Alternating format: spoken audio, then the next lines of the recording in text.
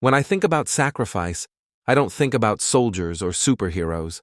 I think about a woman, my mother, and her brown, rubber slippers, the ones she wore every day for almost 3 straight years, cracked at the sole, patched on one side with gum, the heel thinned out from all the walking.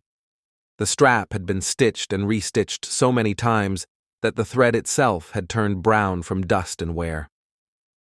As a teenager, I was ashamed. I used to look at her feet when she walked beside me and feel embarrassed, not of her, but of how she seemed content in lack.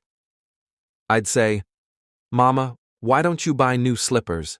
Your mates are wearing gold-plated ones in church." She'd smile that tired smile and reply, "These ones still know my leg." I didn't get it then. I thought she was just stingy or didn't want to look good. But that was before I knew what real love looked like. My school life versus her reality. Every term, I went back to boarding school with new provisions, freshly ironed uniforms, and sneakers that made me walk with pride. My classmates envied me. They didn't know that at home, my mother was wearing one wrapper every weekend, grinding pepper by hand, and skipping meals to buy those very provisions. While I was eating Golden Morn in the hostel, she was drinking Gary with groundnut if there was groundnut. She'd sell vegetables, sweep compounds, and even pluck bitterleaf for people to dry, just to make a few hundred naira. One rainy Saturday, she didn't even own an umbrella. She covered her head with a black nylon and walked to the market in mud just to buy cheap ogbono for soup. Yet when I asked her how things were, she would always say, "We dey thank God, at least you're in school. That's all that matters." The day I followed her, one day, during a school break, she told me she was going to visit someone. Something in me said, "Follow her." So I quietly trailed her through the back path of our street. I didn't understand what I saw.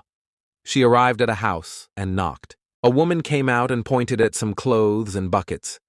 My mother nodded.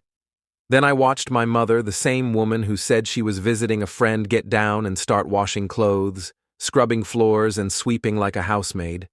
I watched her hands shake from cold water. She finished and carried the bucket of wet clothes into the house. When she came out over an hour later, the woman handed her a nylon with a few items and a crumpled N500 note. She smiled, thanked the woman, and started walking back home. I ducked so she wouldn't see me. I didn't want her to know that I knew.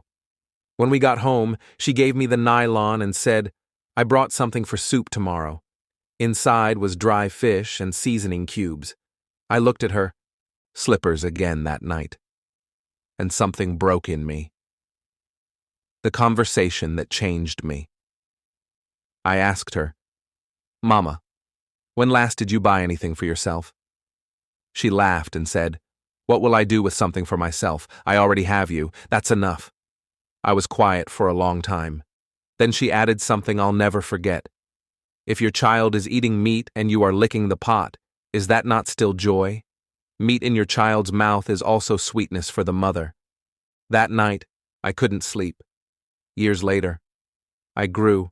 I graduated, got a job, a real one. And my first real salary, I didn't touch it. I walked into a market and bought her new slippers. Not just rubber ones, real leather ones, soft and gentle on the feet. I bought her wrapper, groceries, and handed her the leftover salary in a white envelope. She looked at it, eyes wide. "All this? For me?" And I said, "Yes, for you. For every time you wore broken slippers so I could wear school shoes. For every night you didn't eat so I could have lunch at school. For every lie you told to protect me from shame. For every time you worked in silence while I thought you were resting.